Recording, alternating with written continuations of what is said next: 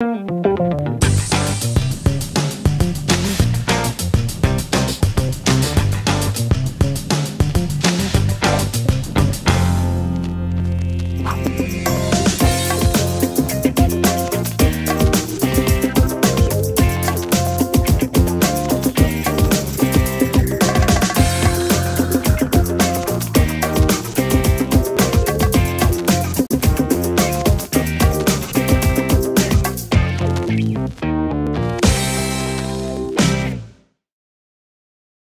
a lot has been happening this week, my friend.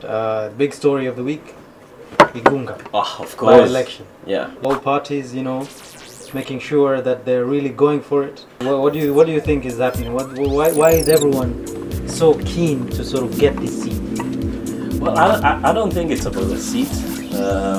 I think it falls under the national grand political play, as you may.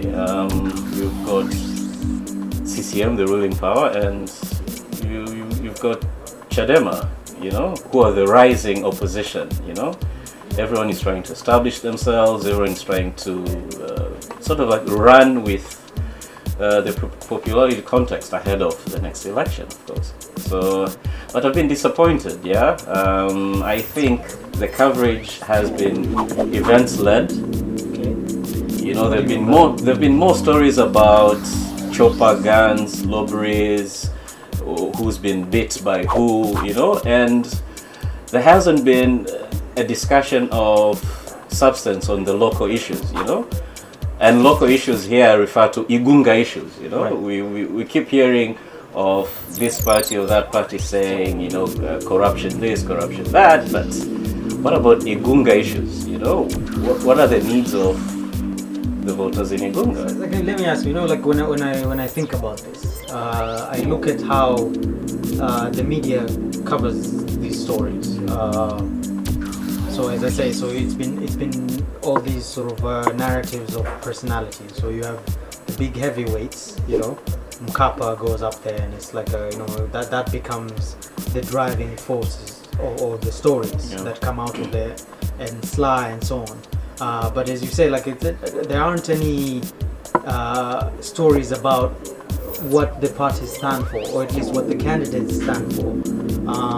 Now you've been a journalist, so you can't get away from it. It's your profession, my friend. Yeah.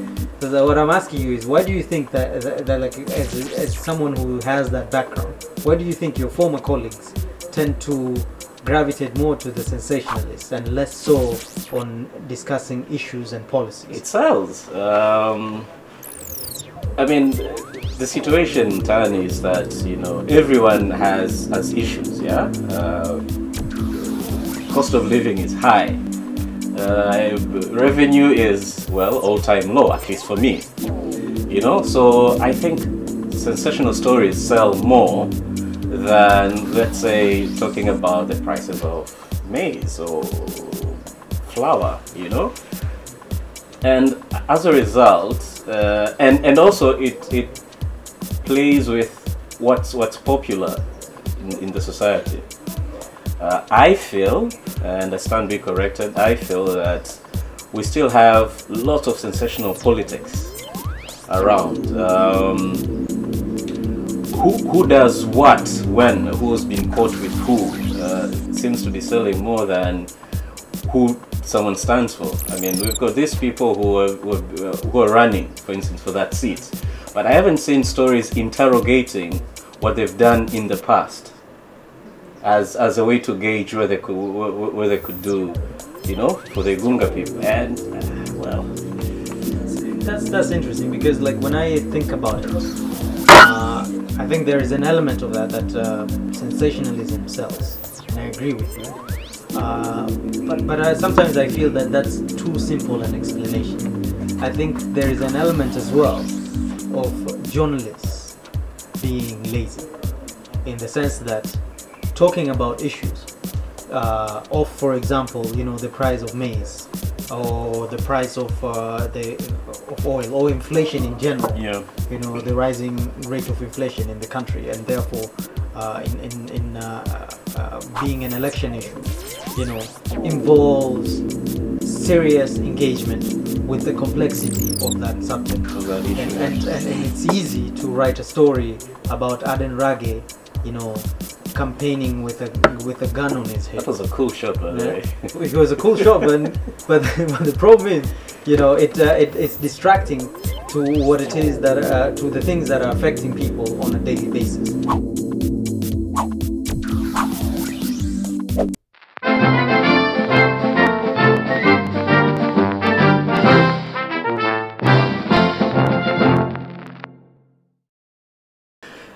Big story. COMESA, SADC, EAC, tripartite coming together, forming this huge trading bloc, spreading from Egypt all the way down to South Africa. Amazing Pan-African story. This, I'm sure wale jamaa pale of the Mwalimu Nyerere chair pale Mlimani, they'll be singing the praises of their lords on this one. Lakini, it always seems to me that this is a much more sort of policy wonk obsession than it is, a people's desire to want to see something like this. What do you think about that? I'm a bit ambivalent on this. I'm optimistic, man. Imagine driving from Cairo to Johannesburg, or from here Dar es Salaam to Douala, Cameroon. This is what makes me yearn for more integration, because I believe with integration comes infrastructure, and well, who builds a road? You need your policy wonks to have your plans and projects. You have someone, you need the Chinese to fund it, and maybe to build it. What's all this for the Mwananchi? Well, if you're in a Kijiji and there's a road south and the road north, you have access to markets. But that sounds very idealistic, my friend. And more milk. And hang on. So that sounds very more product in your shop. Kwasabu, in order to institute something like that, you need political leverage, right? The policy won't seem to assume that the people will go along with this.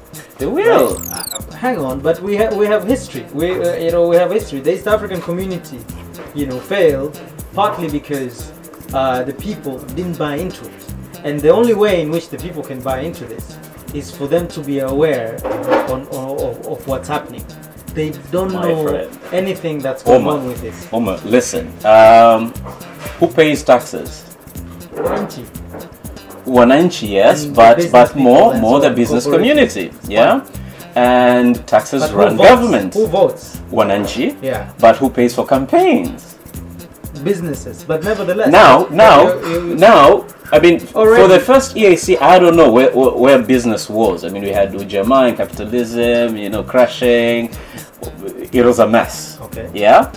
This one is not going to be a bed of roses. There's a lot of chaos we need to negotiate. You've got, famine in the Horn. You've got, extraordinary fertility in Uganda. There's xenophobia down south. But the business community are into this thing. Why? I understand, of course. Why? For local businesses, they get to sell more flour. I mean, as I'm concerned, absolutely. As I'm ice cream to Ethiopia. I get that, and their implications. And that's where the Mwananchi comes in. I get that, Lakini.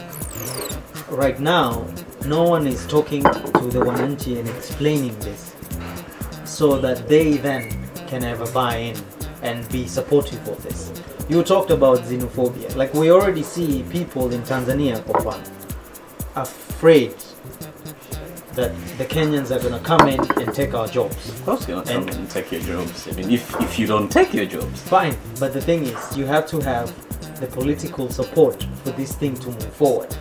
If, for example, you don't have that, then you're going to have, again, a populist, insurgency against these kinds of integration policies. We were already talking about earlier about Ingunga and how much how short-termism some of these political parties can be. If, for example, I went to win an election, Ukumbele come in the north and so on and so forth, all I have to say is Kenyans, you know, CCM are supporting policies that will lead to Kenyans coming over and taking over your jobs. But the thing is, and that will resonate, because you know what, as you were saying earlier, when you have a crisis and a vacuum of leadership and vision, you know, demagoguery always wins. Your policy wanks, Bobby. And even the business community are not coming out and explaining what it is that they're doing. Be that as it may, these things, one, integration is, well, very technical. Even I don't know all about it, But here's how it's gonna go. You're gonna have your council of ministers meeting, deciding on the technicalities of these things. Then you're gonna have one big media event where all the 26 presidents, you know, are committing to the future of this thing. You know, then you're gonna have the international community coming and supporting. You know, even talks of signing a trade agreement between perhaps EU and all 26 countries of Africa. And then it's you're gonna have your protocols, and who ratify protocols? It's gonna be Parliament. At a time of deep mistrust of institutions, Parliament is never, you know, an authority as people would like to make it. But anyway, okay. What I agree with you is, since politics, almost in all these 26 countries, is personalities. If we get personalities the same way we did for the first EAC, you know, if you get a future Idi Amin who says, I don't buy into this thing, and you've already laid down an infrastructure project, there's going to be an issue. But the other good thing is, maybe this is a window, for what is to happen in the future. There's already a constitutional reforms sweeping Africa, right? You've got your street mandamanos changing regimes in the north. You know, you've got a complicated systematic change in Kenya. You know, DR Congo have changed their constitution. They're having issues implementing it. You know, we're here in Tanzania in 2014. Complexity of democracy. I understand that. Now put that together. You never know what's gonna happen.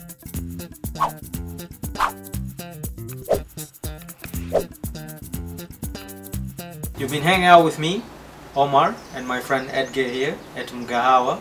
You can hit us up on Twitter at Shurufu, and also you can find us on our blog, The Wayward Press. See you next time. So, the London Derby. Oh yeah, man. Adebayo and Professor United. Should be nice. It should be a good one. It should be an intense derby. Oh yeah, noisy. Yeah. Have a coffee. Smile again at each other. Cheers. Do a cheers with the coffee. This is something stupid. No, really? Yeah, Coffee let's just do it. Yeah. No. Just do it.